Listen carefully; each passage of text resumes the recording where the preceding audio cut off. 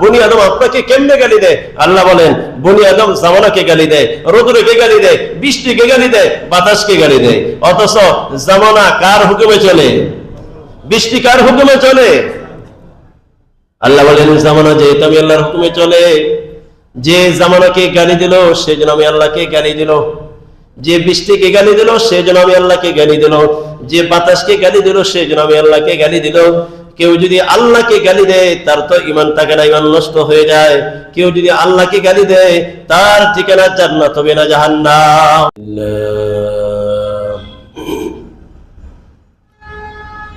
আলহামদুলিল্লাহ নাহমাদুহু ওয়া নাস্তাঈনুহু ওয়া নাস্তাগফিরুহু ওয়া নু'মিনু বিহি ওয়া নাতাওয়াক্কালু আলাইহি ونعوذ بالله من شرور أنفسنا ومن سيئات أعمالنا من يهده الله فلا مضل له ومن يضلل فلا هادي له وأشهد أن لا إله إلا الله وحده لا شريك له وأشهد أن سيدنا ومولانا محمدا عبده ورسوله أما بعد فأعوذ بالله من الشيطان الرجيم بسم الله الرحمن الرحيم وإذا سألك عبادي عني فإني قريب أجيب دعوة الداع إذا دعان فليستجيبوا لي وليؤمنوا بي لعلهم يرشدون وقال الله سبحانه وتعالى هو الحي لا إله إلا هو فادعوه مخلصين له الدين وقال رسول الله صلى الله عليه وسلم إن ربكم حي كريم يستحيي من عبده إذا رفع يديه أن يردهما صفرا وقال رسول الله صلى الله عليه وسلم من فتحت له أبواب الدعاء فتحت له أبواب الرحمة أو كما قال عليه الصلاة والسلام شكل درود إبراهيم فاتكري اللهم صل على محمد وعلى آل محمد كما صليت على إبراهيم وعلى آل إبراهيم إنك حميد مجيد اللهم بارك على محمد وعلى آل محمد كما باركت على إبراهيم وعلى آل إبراهيم إنك حميد مجيد डर नहीं कुछ गम नहीं जब रहमत रहमान है डर नहीं कुछ गम नहीं जब रहमत रहमान है जुमला आलम हो मुखालिफ फिर नहीं नुकसान है सारे आलम हो मुखालिफ फिर नहीं नुकसान है إنما أموالكم ذايدكير إنما أموالكم ذايدكير মাল দৌলত ইজাহা বরবাদগীর মাল দৌলত ইজাহা বরবাদগীর।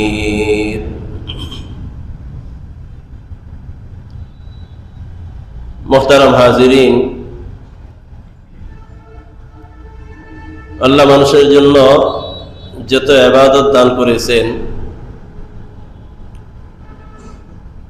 তার মধ্যে একটি গুরুত্বপূর্ণ ইবাদত হলো আল্লাহর কাছে দোয়া করা।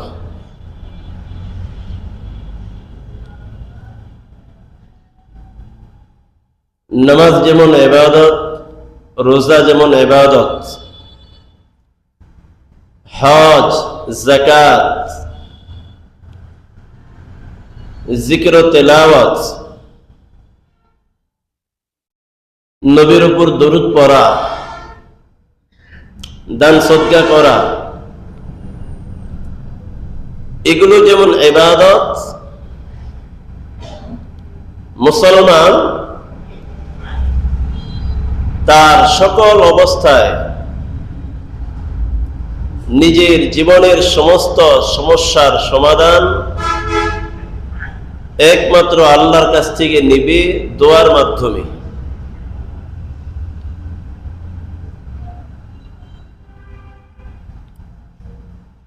এটা ইমানদারের বৈশিষ্ট্য, মুসলমানের বৈশিষ্ট্য। যে কোনো হালতে নিজের যে কোনো অবস্থা আল্লাহর কাছে পেশ করবে। ছোট থেকে ছোট, বড় থেকে বড়, বিপদে আপদে সব সময় নিজের অবস্থা আল্লাহর কাছে পেশ করবে।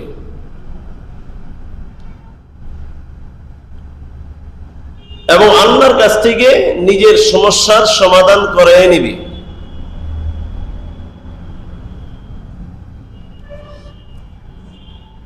এবং এটা তার ইয়কিন থাকবে, একজন মুসলমানের শতভাগ ইয়কিন থাকবে, আমার এই সমস্যা সমাধানের মালিক একমাত্র আমার আল্লাহ।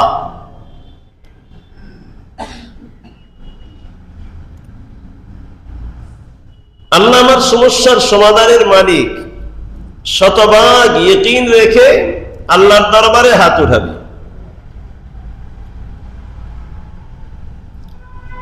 এমন না যে আমার হাত আল্লাহর দরবারে, আমার জবান এর মাধ্যমে কিছু শব্দ বের হচ্ছে আল্লাহর দরবারে, কিন্তু আমার অন্তর অন্যদিকে তাকিয়ে আছে।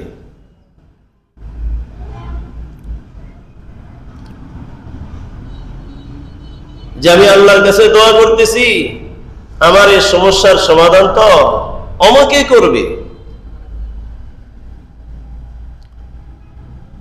জবান একদিকে, অন্তর আরেক দিকে, হাত একদিকে, নিজের ইয়কিন আরেক দিকে, এটা হবে না।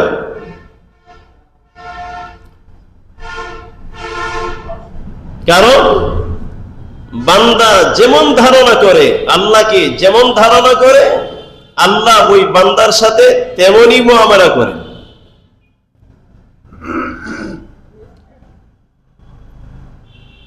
কেউ যদি মনে করে আমার এইটা অমুক মাধ্যমে হবে, আল্লাহ তাকে ওই মাধ্যমের পিছনে দৌড়াবে। কেউ যদি মনে করে আমার সমস্যার সমাধান অমকে করবে, আল্লাহ তাকে অমকের পিছনে ঘুরাবে।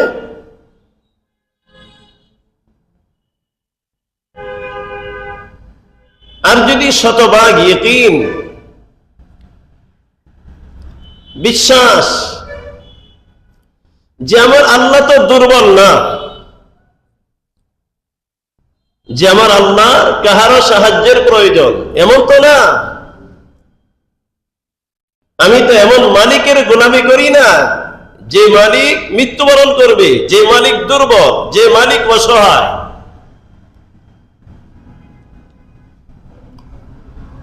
যে মালিকের ক্ষমতা আজকে আছে কাল নাই, এ বাড়তেছে কমতেছে। আমার মালিক দুর্বল না, উনি চিরঞ্জীব। উনি এমন মালিক না যে উনি সবসময় শোনেন না, মাঝে মধ্যে উনি ঘুমান। উনি এমন মালিক না যে মাঝে মাঝে উনি তন্দ্রা যায়, উনি এখন ঝিমাইতেছে, আমার কথা শুনবে না। উনি এমন মালিক না যে এখন বেশি শোনে, কোন সময় কম শোনে। উনি এমন মালিক না যে দিনে শোনে রাত্রে শোনে না, রাত্রে শোনে দিনে শোনে না, এমন তো না।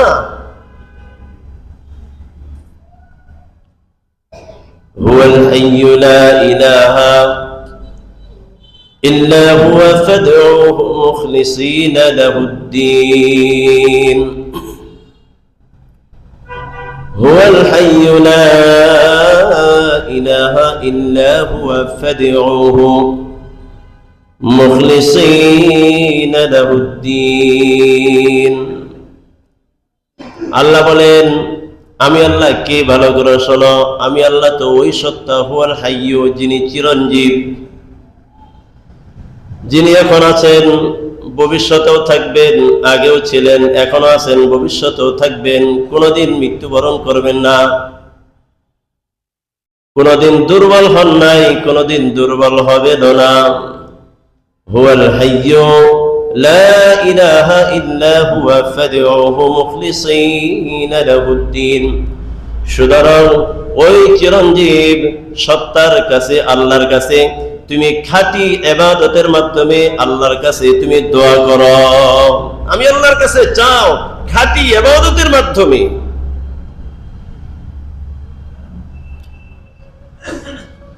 আমাদের রব তো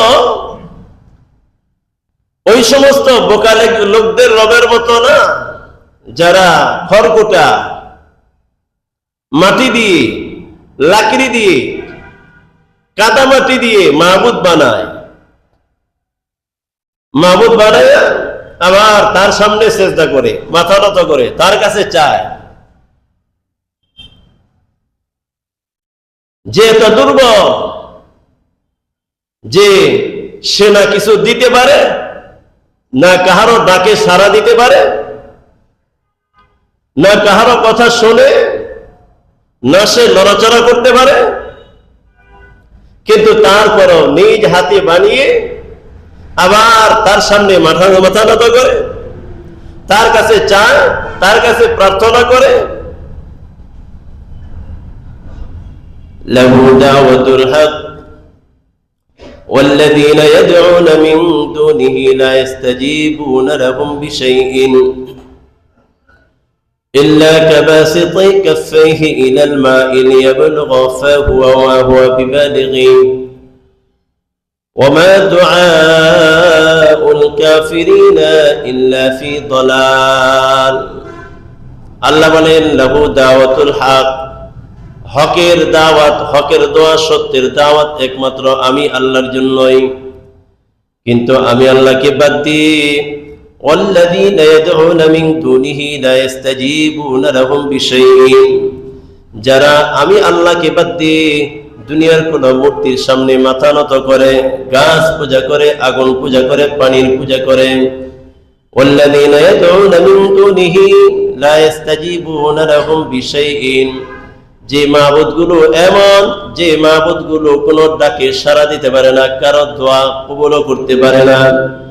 ইল্লা কাবাসিতি কাফাইহি ইলাল মা'i লিয়াবলুগা ফাহু ওয়া হুয়া বিবালিগি, এই মূর্তির কাছে কোনো কিছু চাওয়া মানে হলো, কোন বোকা যদি পানির দিকে হাত উঠায়, কাবাসিতি কাফাইহি ইলাল মা'i, দুই হাত উঠাইলো পানির দিকে, পানি যেন আপনা আপনি আমার মুখের দিকে চলে আসে।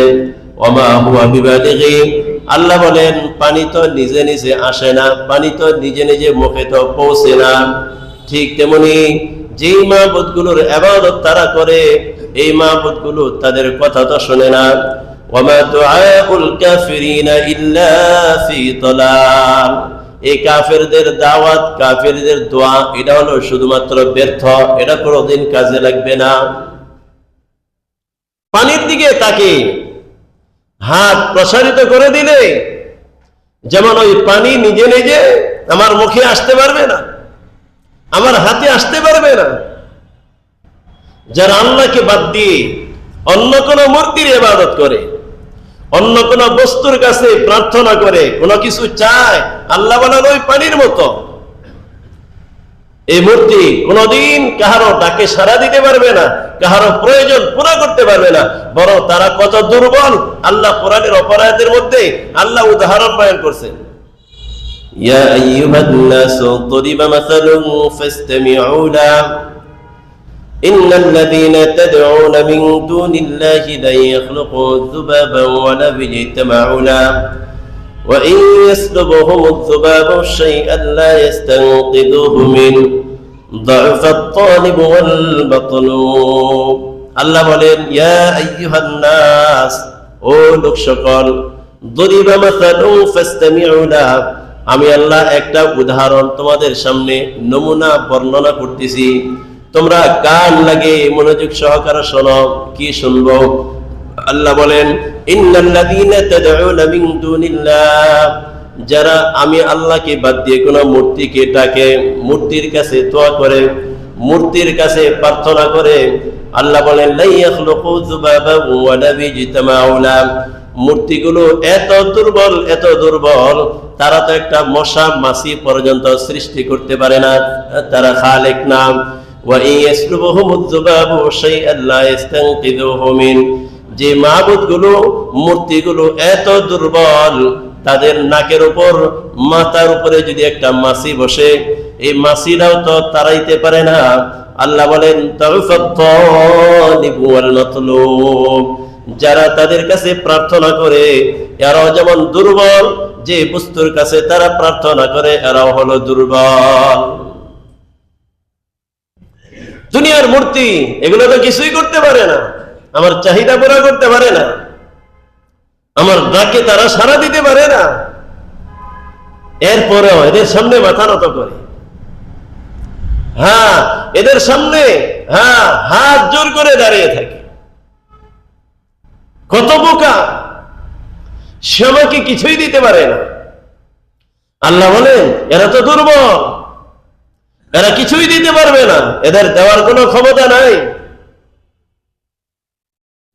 হ্যাঁ আমাদের কিছু মুসলমান আছে, আল্লাহ মাফ করেন, এরা তো সরাসরি মূর্তির কাছে যায় না, কিন্তু অনেক সময় এরা কোন মরা মানুষের কাছে যায়।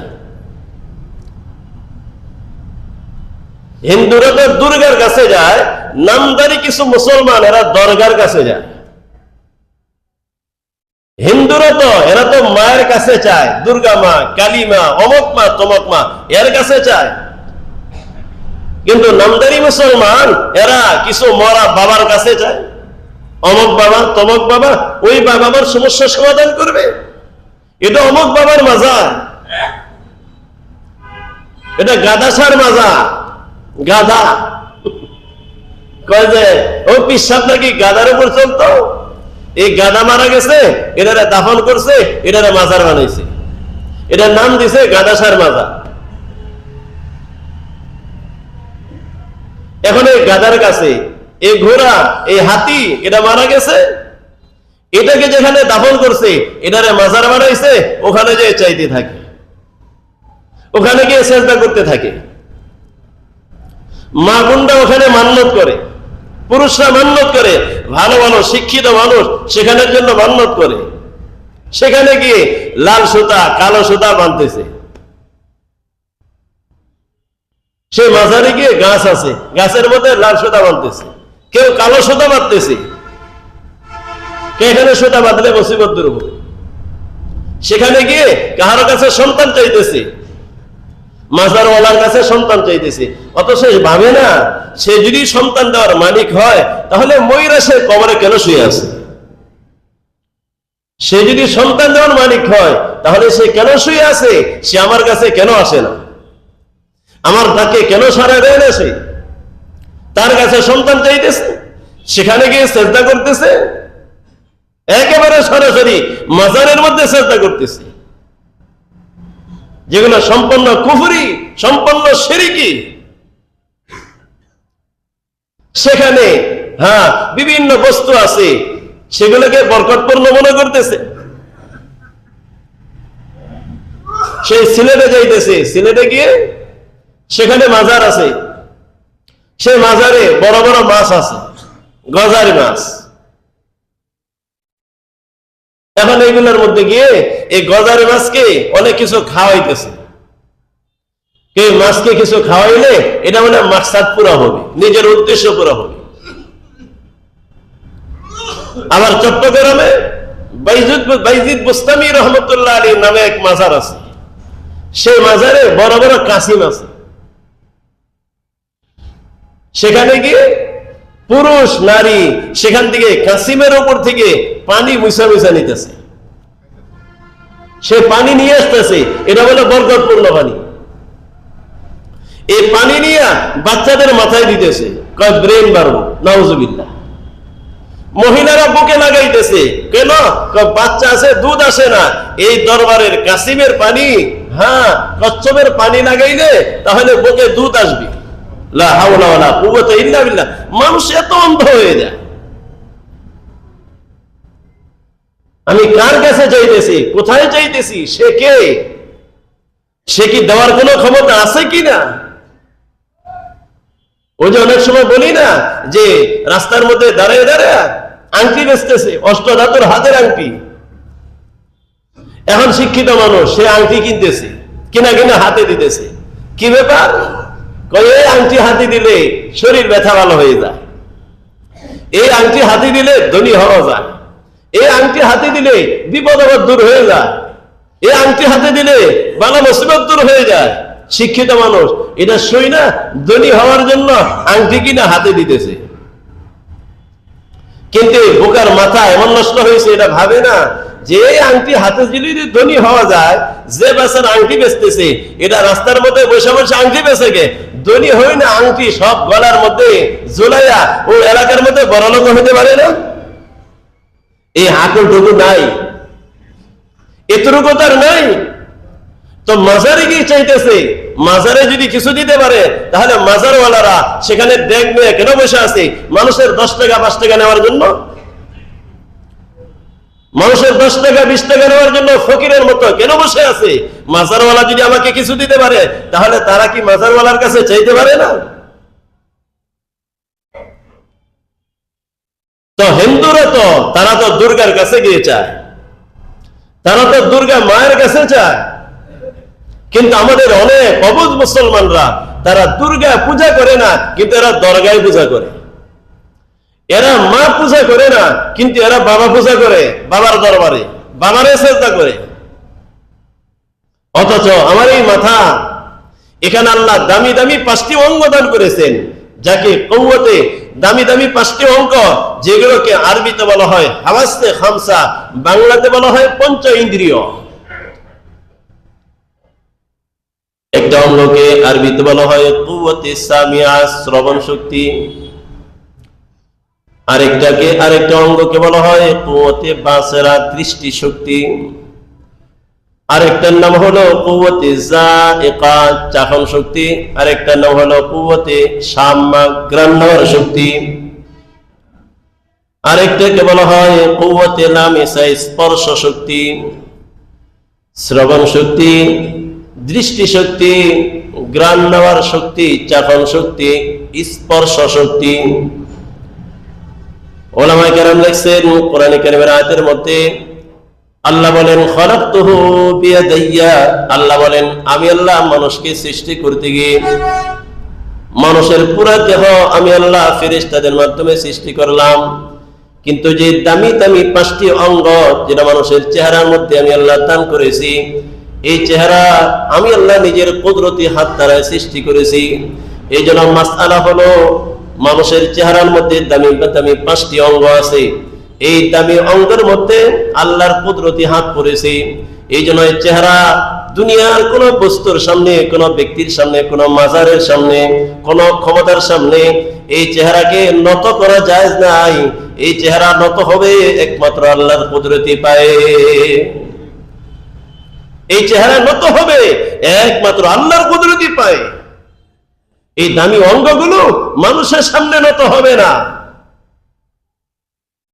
এবং এই জন্যই উলামায়ে কেরাম মাসআলা লিখছে যে একজন বাবা কারণবশত তার সন্তানকে শাসন করতে পারে, একজন স্বামী কারণবশত স্ত্রীকে শাসন করতে পারে, একজন ওস্তাদ কারণবশত ছাত্রকে শাসন করতে পারে।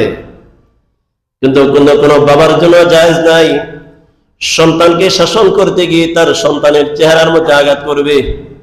কোন স্বামীর জন্য জায়েজ নাই স্ত্রীকে শাসন করতে গিয়ে তার স্ত্রীর চেহারার মধ্যে আঘাত করবে। কোন ওস্তাদের জন্য জায়েজ নাই তার ছাত্রকে শাসন করতে গিয়ে তার চেহারার মধ্যে আঘাত করবে। কারণ হলো চেহারার মধ্যে দামি দামি 5টি অঙ্গ আছে এবং এই চেহারার মধ্যে আল্লাহ তার নিজ কুদরতি হাত ব্যবহার করেছে।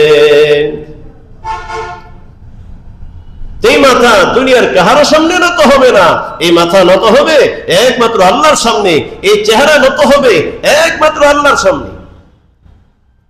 তো মুহতারাম হাজিরিন, যে কথা বলতেছিলাম যে আমার চাওয়া পাওয়া আমার মাকসাদ সব হাসিল হবে একমাত্র ওই সত্তার কাছ থেকে যে সত্তা হুয়াল হাই, যিনি চিরঞ্জীব। হুয়াল হাইয়্যু লা ইলাহা ইল্লা হুয়া ফাদউহু মুখলিসিনা লাহুদ্দিন।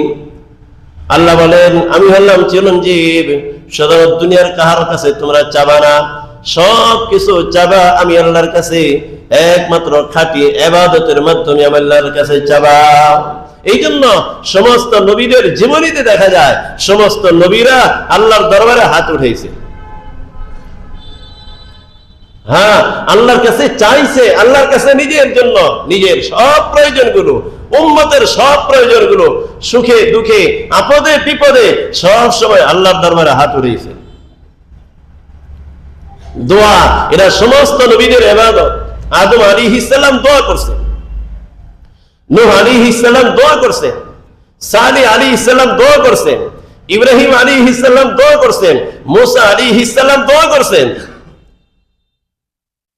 আদম আলাইহিস সালাম সেই জাবালে রহমত আরাফার ময়দানে সেখানে দীর্ঘদিন পর্যন্ত কান্নাকাটি করছেন। রব্বানা যালামনা আনফুসানা ওয়া ইল্লাম তাগফির লানা ওয়া তারহামনা লানাকুনান্না মিনাল খাসিরিন। আদম আলাইহিস সালাম উনি তো জাবালে রহমতে আরাফার ময়দানে আল্লাহর কাছে দোয়া করলেন, নূহ আলাইহিস সালাম আল্লাহর কাছে দোয়া করলেন, হযরতে মূসা আলাইহিস সালাম উনি তো সেই তুর পাহাড়ে গিয়ে আল্লাহর কাছে দোয়া করলেন, ইব্রাহিম আলাইহিস সালাম উনি তো নমরুদের আগুনে পড়ে আল্লাহর কাছে দোয়া করলেন, ঈসা আলাইহিস সালাম উনি তো আল্লাহর কাছে দোয়া করলেন। মহানবী মুহাম্মদুর রাসূলুল্লাহ সাল্লাল্লাহু আলাইহি ওয়াসাল্লাম বদরের প্রান্তে লম্বা সিজদার মধ্যে নবীজি নিজের চেহারা মোবারক এমন ভাবে রাখলেন যে পানিতে পুরা জমি ভিজে গেল। এইভাবে আল্লাহর নবী আমাদেরকে দোয়া শিখিয়েছেন, সব সময় আল্লাহর কাছে চাও। মুহতারাম হাজিরিন, দোয়া এটা গুরুত্বপূর্ণ ইবাদত। নামাজ যেমন ইবাদত, রোজা যেমন ইবাদত, হজ যেমন ইবাদত, যাকাত যেমন ইবাদত, জিকির তেলাওয়াত এটা যেমন ইবাদত, দোয়া এটা মুস্তাকিল ইবাদত। আল্লাহর কাছে চাওয়া, হাত উঠানো এটা একটা মুস্তাকিল ইবাদত। আল্লাহর কাছে চাওয়ার নাম দোয়া, মানুষের কাছে চাওয়ার নাম ভিক্ষা। আল্লাহর কাছে চাইলে পরে আল্লাহ খুশি হন, না চাইলে নারাজ হন। মানুষের কাছে চাইলে পরে মানুষ নারাজ হয়, না চাইলে মানুষ খুশি হয়।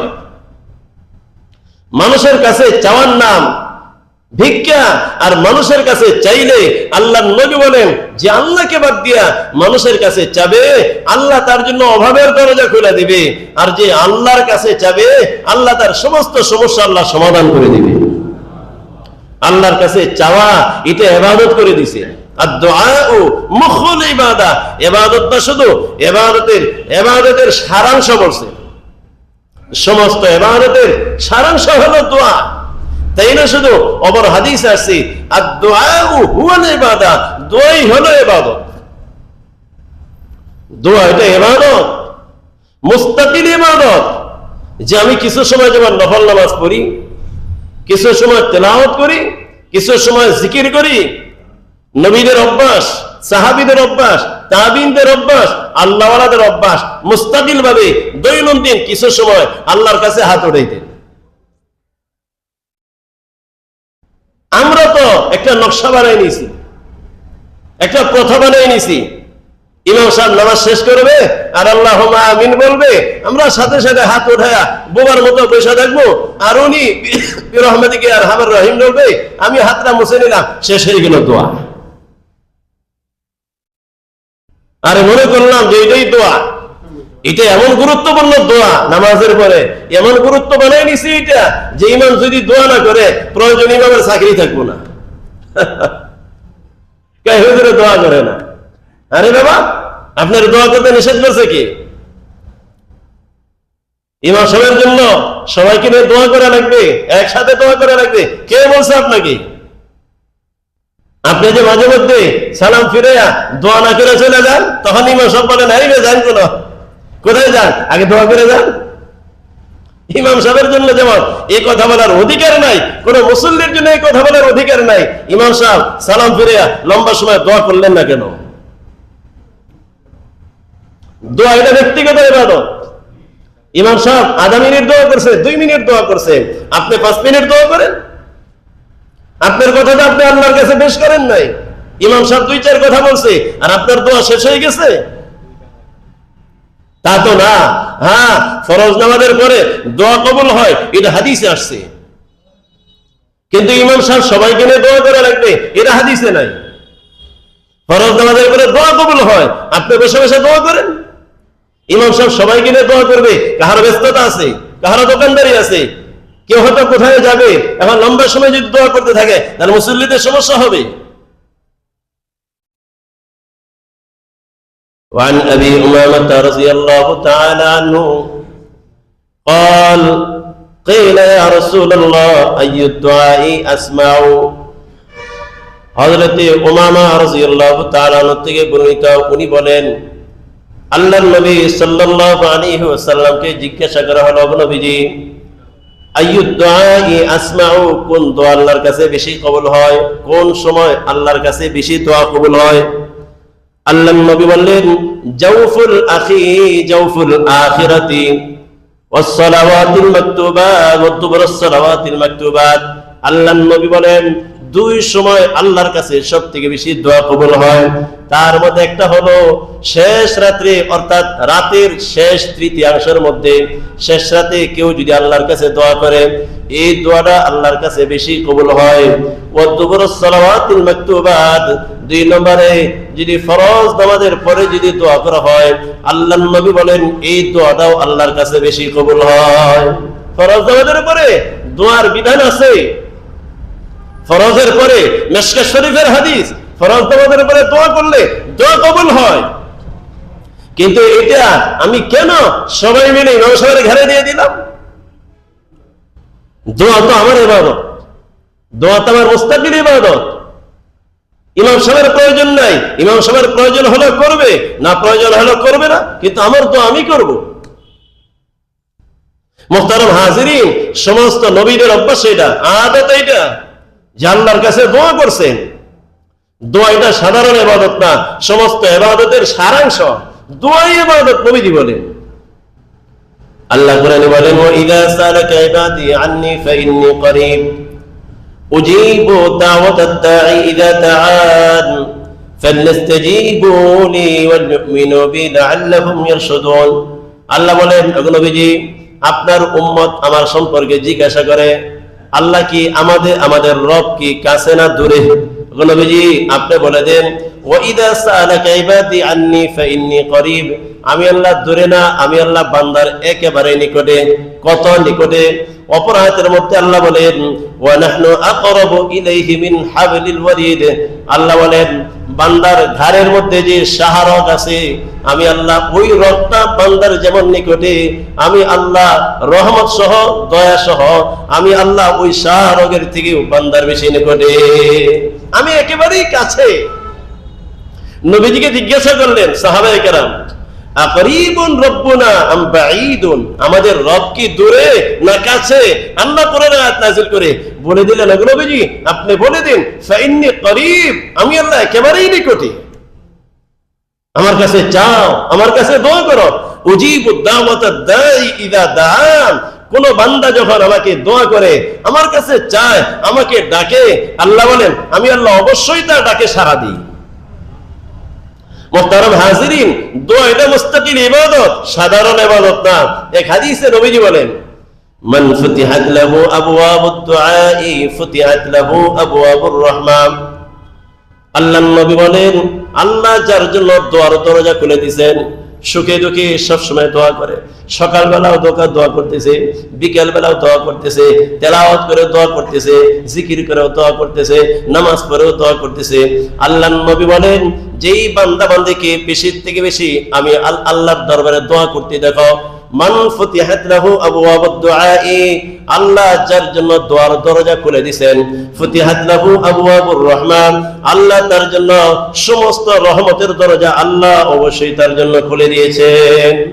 কাউকে যদি দেখো সব অবস্থায় আল্লাহর কাছে দোয়া করে, তাহলে বুঝবা যাকে আল্লাহর দরবারে হাত উঠানোর তৌফিক দিছে, এটা দেখা বুঝবা আল্লাহ তার জন্য রহমতের দরজা খুলে দিয়েছেন। এই জন্যই সুখে দুঃখে সর্ব অবস্থায় এই মানুষটা আল্লাহর কাছে সবসময় হাত উঠায়। অপর হাদিসে নবীজি বলেন, ইন্না রাব্বাকুম হাইয়ুন কারীমুন ইস্তাহয়ী মিন আবদিহি ইযা রাফা ইয়াদাইহি আন ইয়ারুদ্দাহুমা সিফরা। আল্লাহ বলেন, তোমরা তোমাদের রবের কাছে দোয়া করো, কারণ কি, ইন্না রাব্বাকুম হাইয়ুন কারীমুন, তোমাদের রব উনি তো চিরঞ্জীব, উনি তো বড় দয়াবান। ইস্তাহয়ী মিন আবদিহি ইযা রাফা ইয়াদাইহি আন ইয়ারুদ্দাহুমা সিফরা, তোমার রব এমন দয়াবান, কোন বান্দা বান্দি যদি তোমার রবের কাছে হাত উঠায়, আল্লাহ তার হাতকে খালি ফেরত দিতে আল্লাহ তাআলা লজ্জাবোধ করে। আল্লাহ কিছুতেই খালি দিবেন না, কিছুতেই খালি ফেরত দিবেন না। তো মুহতারাম হাজিরিন, দোয়া এটা মুস্তাকিল ইবাদত। এটা এমন না যে নামাজের পরে একটু দোয়া করলাম, খাওয়ার পরে হুজুরকে দাওয়াত দিছি, এখন হুজুর দোয়া করে যান। আরে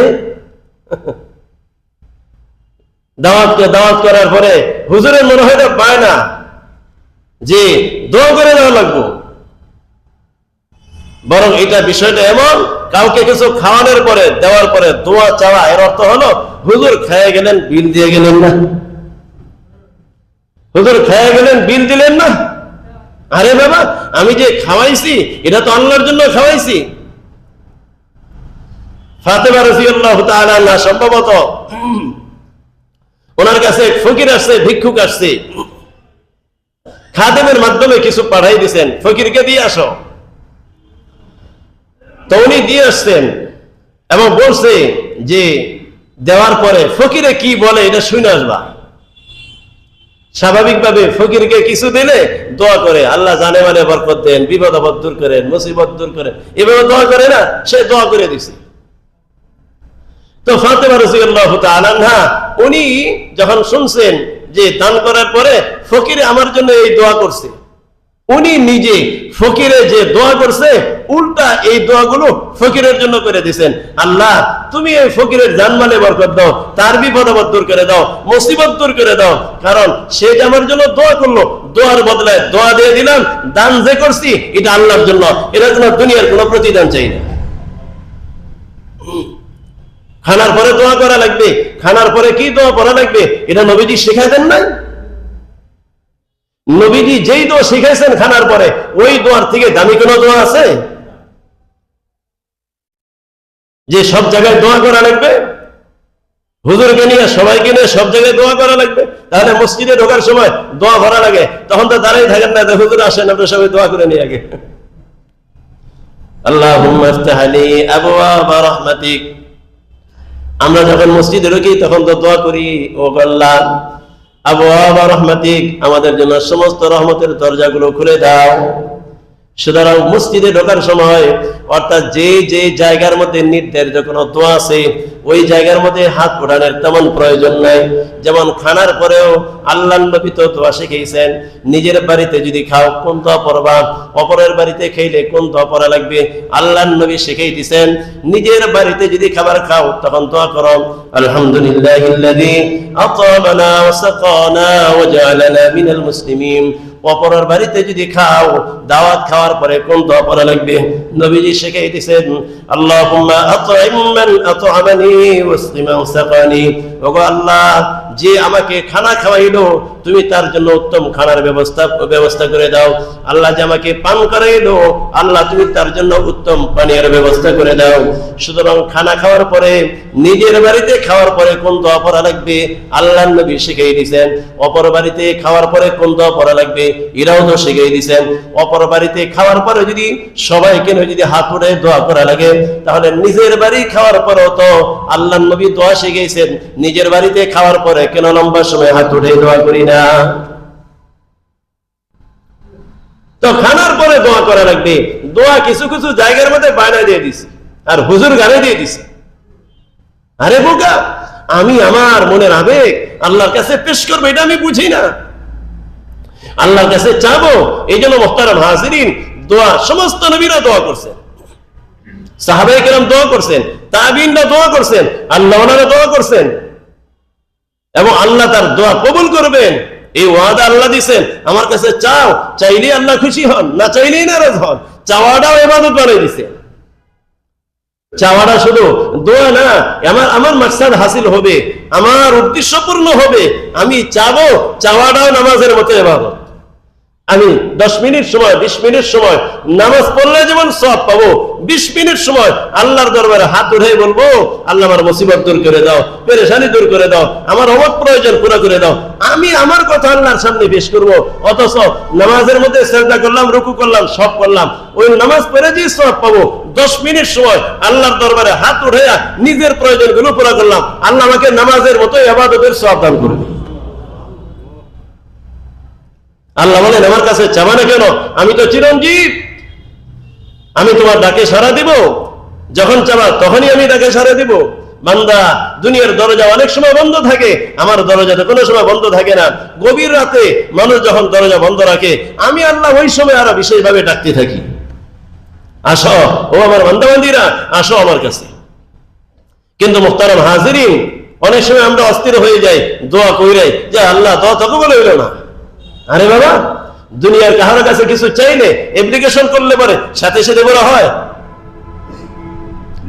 এগুলোর কিছু শর্ত সারাই আছে। আল্লাহর কাছে যে চাবো, এর জন্য কিছু শর্ত আছে, কিছু নিয়ম কানুন আছে, কিছু নিয়ম কানুন আছে। তার মধ্যে একটা হলো, দোয়া কবুলের জন্য একটা শর্ত হলো যে প্রত্যেক কোনো না কোনো ইবাদত করে আল্লাহর কাছে দোয়া করা, কোনো না কোনো ইবাদত করে আল্লাহর কাছে দোয়া করা। কোনো ইবাদত নাই, কোনো তাসবিহ তাহলিল নাই, কিচ্ছু নাই, খালি হাত উঠাই দিয়েছে। আল্লাহ সূরাতুল ফাতিহার মধ্যে দোয়ার আদব শিখাইছেন। দোয়ার আদব সূরাতুল ফাতিহার মধ্যে শিখাইছেন। সূরা ফাতিহার মধ্যে প্রথমে আল্লাহ প্রশংসা করেছেন, আলহামদুলিল্লাহি রাব্বিল আলামিন। সমস্ত প্রশংসা হলো একমাত্র ওই আল্লাহর জন্য, যিনি হলেন সমস্ত বিশ্বজগতের পালনকর্তা। আল্লাহ বলেন, বান্দা আরো কিছু প্রশংসা করো। বান্দা যখন বলে আর রহমানির রহিম, আমার আল্লাহ হলেন রহমান, আমার আল্লাহ হলেন রহিম। আল্লাহ বলেন আরো কিছু প্রশংসা করো। বান্দা তখন বলে মালিক ইয়াউমিদ্দিন, আমার আল্লাহ হলেন কিয়ামত দিবসের মালিক। আল্লাহ তখন বলে, ও আমার বান্দাবান্দি, তুমি আমাকে রব্বুল আলামিন বললাম, আমাকে রহমান এবং রহিম বললাম, আমাকে কিয়ামত দিবসের মালিক বললাম। হে বান্দাবান্দি, এবার বলো দেখি তুমি কার ইবাদত করবা, কার কাছে সাহায্য চাবা? বান্দা তখন বলে ইয়্যাকা না'বুদু, আয় আল্লাহ তোমার ইবাদত করব, ওয়া ইয়্যাকা নাস্তাঈন, আল্লাহ তোমার কাছে সাহায্য চাবো। আল্লাহর নবী বলেন, বান্দাবান্দি যখন এই আয়াতটা তেলাওয়াত করে শেষ করেন, আল্লাহ তখন খুশি হয়ে বলেন, হাযা বাইনি ওয়া বাইনা আবদি ওয়া লিআবদি মা সালাম। এই আয়াতের অর্ধেক হলো আমি আল্লাহর জন্য, অর্ধেক হলো আমার বান্দার জন্য। এর অর্থ হলো ইবাদত আমি আল্লাহর জন্য করবে, সাহায্য আমার বান্দার জন্য হবে। বান্দাবান্দি যখন এই আয়াতটা তেলাওয়াত করে শেষ করে, আল্লাহ তখন বলে, হে আমার বান্দাবান্দি, আমাকে তুমি রব্বুল আলামিন বললাম, আমাকে রহমান এবং রহিম বললাম, আমাকে কিয়ামত দিবসের মালিক বললাম, আমার ইবাদত করবা, আমার কাছে সাহায্য চাবা। আমি আল্লাহ খুশি হয়ে তোমার জন্য ওয়াদা করে দিলাম, ওয়ালি আবদি মা সালা, আমার বান্দাবান্দি এখন আমি আল্লাহর কাছে যে কোনো দোয়া করবে, আমি আল্লাহ অবশ্যই বান্দাবান্দির দোয়া কবুল করে নিব। ওলামায়ে কেরাম লেখছেন, এখানে দোয়ার আদব শিখিয়েছেন যে দোয়ার আগে আল্লাহর কিছু প্রশংসা করে নাও, কিছু তেলাওয়াত করে নাও, কিছু জিকির করে নাও। উলামায়ে কেরাম লিখছেন যে দোয়ার আগে যে কোনো আমল করার পরে দোয়া করো। কিছু নফল নামাজ পড়ছো, এখন দোয়া করো। কিছু জিকির করছো, এখন দোয়া করো। কিছু তেলাওয়াত করছো, এখন দোয়া করো। কিছু দান সদকা করছো, এখন দোয়া করো। কোন দাওয়াতের কাজ করছো, এখন দোয়া করো। কিছু কাজ কইরা, আল্লাহ আমি তো তোমার জন্য এই করলাম, আল্লাহ তোমার কুদরতি ভাবে সেজদা করলাম, আল্লাহ তোমার কোরআন তেলাওয়াত করলাম, আল্লাহ তোমার নামে কিছু জিকির করলাম, তোমার নবীর সাথে কিছু দরুদ পড়লাম, আল্লাহ এই আমাদের ওসিলা আল্লাহ আমার প্রয়োজন পুরো করে দাও।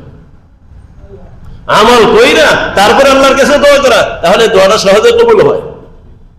2 নম্বরে দোয়া কবুল হওয়ার একটা মাধ্যম হলো গুনার থেকে তওবা করা, ইস্তেগফার করা, বেশি বেশি আল্লাহর কাছে ক্ষমা চাওয়া। কারণ এই দুনিয়াতে যত বিপদ আপদ মুসিবত পেরেশানি বালা মুসিবত সব বান্দাবান্দির গুনার কারণে নিজেকে স্বীকার করা, আয় আল্লাহ এই যে মুসিবত আমার ব্যক্তি জীবনে, পারিবারিক জীবনে, সামাজিক জীবনে, আল্লাহ সব আমার গুনাহের কারণে। জামানা নষ্ট হয়ে গেছে এটা না, মানুষ খারাপ হয়ে গেছে, হায় হায় মানুষ সব খারাপ হয়ে গেছে, কিন্তু আমি কি করছি, আমি কেমন ভালা, এটা বলা দরকার আগে। নবীরা নিজের কথা বলতেন, আল্লাহওয়ালারা নিজের কথা বলতেন, নিজেকে অপরাধী বলতেন, আমরা সব খারাপ হয়েছি এটা বলেন, আমি খারাপ হয়ে গেছি। জামানা খারাপ হয়ে গেছে এটা তো বলা মানে আল্লাহকে গালি দেওয়া। জামানা খারাপ হয়ে গেছে যে জামানাকে গালি দিল, হাদিসে কুদসিতে আসছে আল্লাহ বলেন বনি আদম আমাকে গালি দেয়। ফেরেশতারা জিজ্ঞাসা করে, আল্লাহ বনি আদম আপনাকে কেমনে গালি দেয়? আল্লাহ বলেন বনি আদম জামানাকে গালি দেয়, রোদকে গালি দেয়, বৃষ্টিকে গালি দেয়, বাতাসকে গালি দেয়।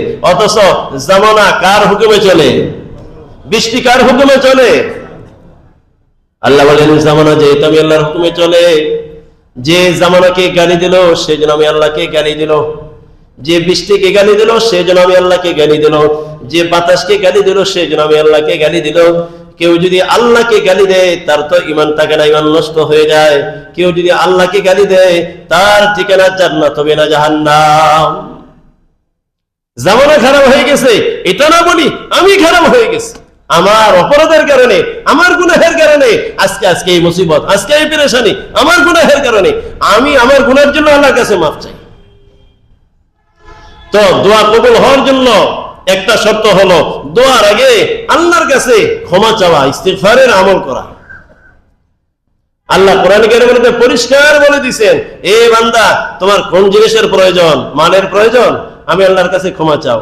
সম্পদের প্রয়োজন, আমি আল্লাহর কাছে ক্ষমা চাও। তোমার সন্তান হয় না, আমি আল্লাহর কাছে ক্ষমা চাও। ইস্তাগফিরু রাব্বাকুম ইন্নাহু কানা গাফফারা। আল্লাহ বলেন ও আমার বান্দাবান্দীরা তোমরা আমার কাছে ক্ষমা চাও, ইন্নাহু কানা গাফফারা। এক নম্বরে আমি আল্লাহ তোমাদেরকে মাফ করে দেব। ইউরসিলিস সাবা আলাইকুম মিদরারা, তোমাদের বৃষ্টির প্রয়োজন, সবাই মিলে আমি আল্লাহর কাছে ক্ষমা চাও, তোমাদের সকলের জন্য বৃষ্টির ফয়সালা করে দেব। ওয়াইমদিদকুম বিআমওয়াল, তোমাদের মালের প্রয়োজন, আমি আল্লাহর কাছে ক্ষমা চাও, মালের মাধ্যমে সাহায্য করব। ওয়াবানিন, তোমার সন্তানের প্রয়োজন, আমি আল্লাহর কাছে ক্ষমা চাও, ইস্তিগফারের আমল বাড়িয়ে দাও, আমি আল্লাহ তোমাকে সন্তান দিয়ে তোমাকে সাহায্য করব। ওয়াজআল লাকুম জান্নাতিন ওয়াজআল লাকুম আনহারা, আল্লাহ বলেন ক্ষেত খামারের প্রয়োজন, আমি আল্লাহর কাছে ক্ষমা চাও, ইস্তিগফারের আমল বাড়িয়ে দাও, আমি আল্লাহ তোমার জন্য বাগ বাগিচার ব্যবস্থা করে দিব। ওয়াজআল লাকুম জান্নাতিন ওয়াজআল লাকুম আনহারা, তুমি আমি আল্লাহর কাছে ক্ষমা চাও, ইস্তিগফারের আমল বাড়িয়ে দাও, আমি আল্লাহ তোমাদের প্রয়োজনের নদী নালা আমি আল্লাহ জারি করে দিব। এই জন্য মালের বরকত ইস্তিগফারের মাধ্যমে হয়, সন্তানের বরকত ইস্তিগফারের মাধ্যমে হয়, সম্পদের বরকত ইস্তিগফারের মাধ্যমে হয়, আল্লাহর সন্তুষ্টি ইস্তিগফারের মাধ্যমে পাওয়া যায়। এক হাদিসে আসছে মান লাজিমাল ইস্তিগফার জাআলাল্লাহু লাহু মিন কুল্লি দিকিন মাখরাজান ওয়া মিন কুল্লি হাম্মিন ফারাজান ওয়া রাযাকাহু মিন হাইসু লা ইয়াহতাসিব। নবীজি বলেন ইস্তিগফারকে লাজিম করে নাও, সকাল বিকাল নামাজের আগে পরে, সব আমলের আগে পরে আমি আল্লাহর কাছে ক্ষমা চাও। কারণ কি নবীজি বলেন মান লাজিমাল ইস্তিগফার, যে ব্যক্তি তার জিন্দেগীর মধ্যে ইস্তিগফারকে লাজিম করে নেবে, জাআলাল্লাহু লাহু মিন কুল্লি দিকিন মাখরাজান ওয়া মিন কুল্লি হাম্মিন ফারাজান, সমস্ত সংকট থেকে বের হওয়ার রাস্তা খুলে দিবেন, সমস্ত পেরেশানি আল্লাহ দূর করে দিবেন। ওয়া রাযাকাহু মিন হাইসু লা ইয়াহতাসিব, যে ইস্তিগফারের আমল জিন্দেগীর মধ্যে লাজিম করে নেবে, আল্লাহর নবী বলেন আল্লাহ তার জন্য এমন জায়গা থেকে রিজিকের ফয়সালা করবে বান্দা ধারণা করতে পারবে না। এই যে ইস্তেগফারের আমলের দ্বারা সম্পদের মধ্যে বরকত হয়। ওলামায়ে কেরাম আমল দেন। কেউ যদি বলে আমার সন্তান হয় না, ওনারা বলেন 700-1100 বার দৈনন্দিন দরুদ ইস্তেগফারের আমল বাড়াই দাও, আল্লাহ তোমার ব্যবস্থা করবে। তোমার তকদিরে থাকলে আল্লাহ তোমার জন্য দ্রুত ফয়সালা করে দিবেন। মুহতারাম হাজিরিন, এই জন্য একটা আমল হলো ইস্তেগফার করে ক্ষমা চায়া নিজের গুনাহ থেকে তওবা করে তারপর আল্লাহর দরবারে হাত উঠানো। তওবার মাধ্যমে নিজের দোয়া আল্লাহর কাছে সহজে কবুল হয়। অনেক ঘটনা আছে, সামনে আলোচনা হবে। আল্লাহ আমাদের সবাইকে, এজন্য বিশেষ কিছু সময় আছে এই দোয়ার সময়গুলোতে দোয়ার ইহতিমাম করব। জুমার দিন আসরের নামাজের পরে দোয়া কবুল হয়। ইমাম যখন খুতবার জন্য ওঠে, নামাজ শেষ হওয়ার আগ পর্যন্ত এর মাঝখানে দোয়া কবুল হয়। বিভিন্ন সময় আছে, বিশেষ করে আসরের নামাজের পরে জুমার দিন দোয়া কবুল হয়। জুমার দিন আসরের নামাজের পরে ছোট একটা আমল, নবীজি বলেন কেউ যদি জুমার দিন আসরের নামাজের পরে ছোট একটা দরুদ 80 বার পাঠ করে আল্লাহ তাআলা তার 80 বছরের গুনাহ মাফ করে দিবেন। 80 বছর নফল ইবাদত করার সওয়াব আল্লাহ তার আমলনামায় দান করবে। জুমার দিন আসরের নামাজের পরে ছোট একটা দরুদ 80 বার করবে। আল্লাহুম্মা সাল্লি আলা মুহাম্মাদিন নবিয়্যিল উম্মিয়্যি ওয়া আলা আলিহি ওয়া সাল্লিম তাসলিমা। আল্লাহুম্মা সাল্লি আলা মুহাম্মাদিন নবিয়্যিল উম্মিয়্যি وعلى آله وسلم تسليما اللهم صل على محمد النبي الأمي وعلى آله وسلم تسليما আল্লাহর নবী বলেন এই দরুদরা যদি কেউ জুমার দিন আসরের নামাজের পরে 80 বার পাঠ করে আল্লাহ তার 80 বছরের গুনাহ মাফ করে দিবেন এবং 80 বছর নফল ইবাদত করার সওয়াব আল্লাহ তার আমলনামায় দান করবেন। এই আমল করব তো ইনশাআল্লাহ। আল্লাহ আমাদের সবাইকে করার তৌফিক দান করেন।